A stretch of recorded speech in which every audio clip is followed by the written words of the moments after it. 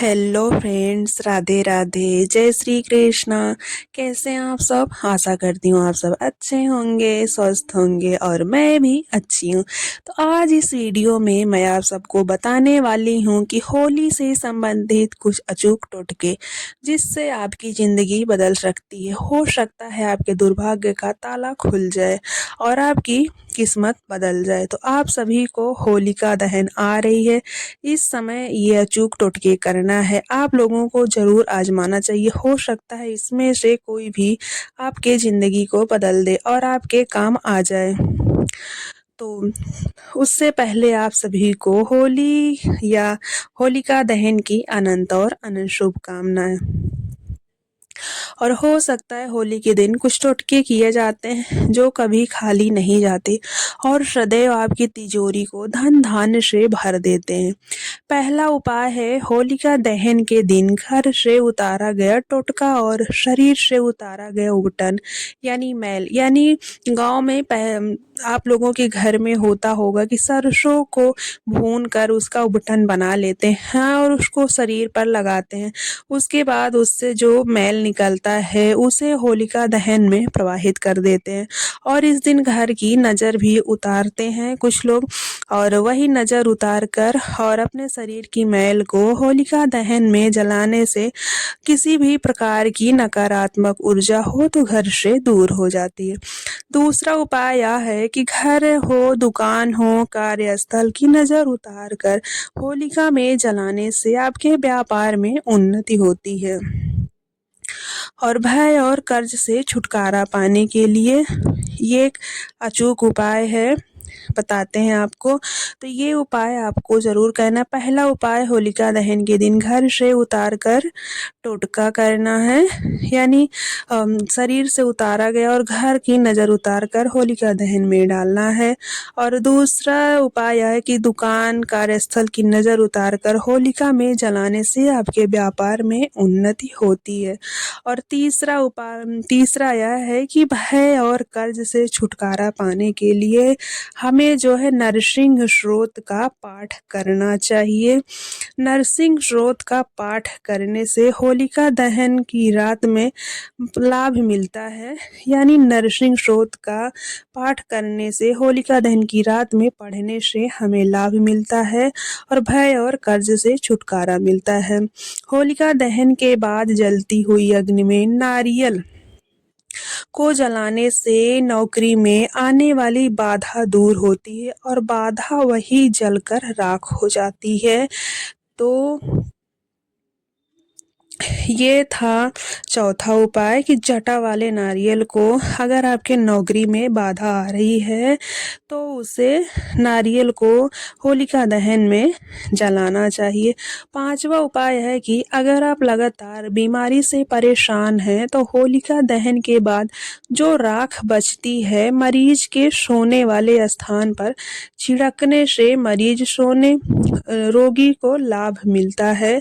और छठवां उपाय यह है कि सफलता प्राप्त के लिए होलिका दहन वाले स्थान पर नारियल तथा पान भेंट करना चाहिए। छठवां उपाय यही था कि होलिका दहन वाले स्थान पर नारियल तथा पान भेंट करना चाहिए। और सातवां उपाय यह है कि गृह क्लेश तथा घर के लड़ाई झगड़ों से मुक्ति के लिए जौ का आटा, हाँ जी, जौ का आटा डालना चाहिए, जिससे जो है गृह क्लेश तथा घर के लड़ाई झगड़ों से मुक्ति पाई जाती है। होलिका दहन जब होता है तो उस समय होलिका दहन में जौ के आटे को डालने से गृह क्लेश से छुटकारा मिलता है। और आठवां उपाय यह है कि अच्छे स्वास्थ्य के लिए होलिका दहन की राख को लाकर कागज में लपेटकर मरीज के तकिए के नीचे रखना चाहिए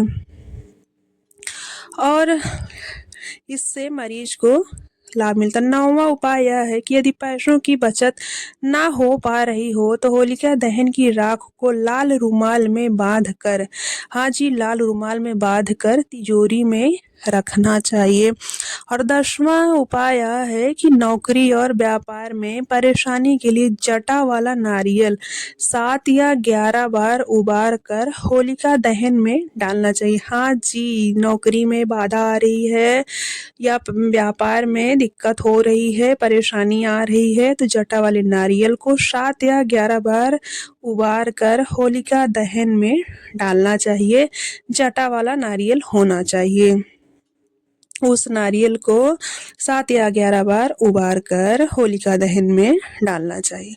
11वां उपाय यह है कि बुरी नज़र से बचने के लिए होलिका के राख का तिलक लगाना चाहिए। अगर आपको नज़र लगती है तो होलिका जहाँ दहन होता है वहाँ से राख लाकर आप अपने घर के सदस्यों को तिलक लगा सकते हैं। 12वां उपाय यह है कि धन के लाभ के लिए परिवार के सभी सदस्य को होलिका दहन की 3 या 5 बार परिक्रमा करना चाहिए।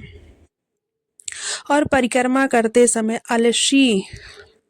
अलसी, सूखा अलसी हो या जो भी हो, इस समय अलसी का मौसम हो तो चने, अलसी, मटर को डालना चाहिए। 13वां उपाय यह है कि नारियल को सभी सदस्य को घड़ी की दिशा में उबार कर होलिका दहन में डालना चाहिए। चौथा उपाय यह है 14वां उपाय यह है कि होलिका दहन के दूसरे दिन होलिका की राख को लाकर लाल रुमाल में बांधकर धन में रखना चाहिए। हाँ जी, लाल रुमाल में बांधकर धन में रखना चाहिए, जिससे दाम्पत्य जीवन में सुखमय बनाने के लिए होली की रात में पहले तो 14वां उपाय होलिका दहन के दूसरे दिन होलिका की राख लाल कपड़े में यानी लाल रुमाल में बांधकर धन में रखना चाहिए। और दाम्पत्य जीवन को सुखमय बनाने के लिए होली की रात में उत्तर दिशा में एक पाट पर सफ़ेद कपड़ा बिछाकर एक चौकी बनाकर उस पर चावल, गेहूँ, मूंग का ढेर बनाकर नवग्रह बनाना चाहिए। दाम्पत्य जीवन को सुखमय बनाने के लिए होली की रात में उत्तर दिशा में एक पाट पर सफ़ेद कपड़ा बिछाकर एक चौकी बनाकर उस पर चावल, गेहूँ, मूंग, मसूर, चने की दाल, तिल का ढेर बनाकर नवग्रह बनाकर तिलक करना चाहिए और घी का दीपक जलाना चाहिए। जल्दी शादी के लिए होली के दिन सुबह पान के पत्ते पर साबुत सुपारी और हल्दी की गांठ लेकर शिव मंदिर जाएं, शिव जी को चढ़ाएं और बिना पीछे देखे घर आएं। हाँ जी, जिसकी शादी नहीं हो रही है या शादी में बाधा आ रही है तो उन्हें ये उपाय जरूर करना चाहिए। तो फिर से सुन लीजिए, जिसकी शादी में बाधा आ रही है, शादी में दिक्कत हो रही है, उन्हें ये अचूक उपाय जरूर करना चाहिए। पान के पत्ते पर होली के दिन सुबह पान के पत्ते पर साबुत सुपारी और हल्दी की गांठ लेकर हमें शिव मंदिर जरूर जाना चाहिए। हाँ जी, शिवालय यानी शिव मंदिर जरूर जाएं और शिव मंदिर जाकर इसे चढ़ाएं और बिना पीछे देखे अपने घर वापस आ जाएं। और अगले दिन जिस दिन होली खेली जाती है उस दिन भी यह उपाय करना चाहिए। इससे आपकी शादी में आने वाली बाधा दूर होती है। आप लोगों को ये उपाय जरूर आजमाना चाहिए जिसकी शादी में दिक्कतें आ रही है। और है लास्ट टोटका है बुरी नज़र से बचाव के लिए गाय के गोबर में जौ। हाँ जी, गाय के गोबर आप लोगों के घर में पहले से भी ये होता होगा। गाय के गोबर से जो छोटा छोटा उपला बनाते हैं उसमें जौ और अलसी अलसी के उपला बनाकर घर के दरवाजे पर लटकाना चाहिए। इससे नज़र दोष दूर होता है। जब होलिका दहन होता है उस टाइम हमारे घर में पहले से ही होता है कि वो गाय के गोबर का उपला बनाकर और अलसी उसमें खोस कर जब वहाँ जाते हैं कुछ जला देते हैं, कुछ लाकर अपने यहाँ नज़र उतार कर अपने घर के दरवाजे पर टांग देते हैं, जिससे नज़र दोष दूर होता है। तो ये था टोटका होलिका दहन पे। कुछ टोटके होते हैं जिससे हो सकता है इनमें से कोई भी टोटका आप आजमाएं तो हो सकता है जिससे आपको लाभ मिले। तो ये होलिका दहन के समय की जाने वाले टोटका थे जिससे आपको लाभ मिलता। तो आशा करती हूँ आप सबको जानकारी पसंद आई होगी। राधे राधे।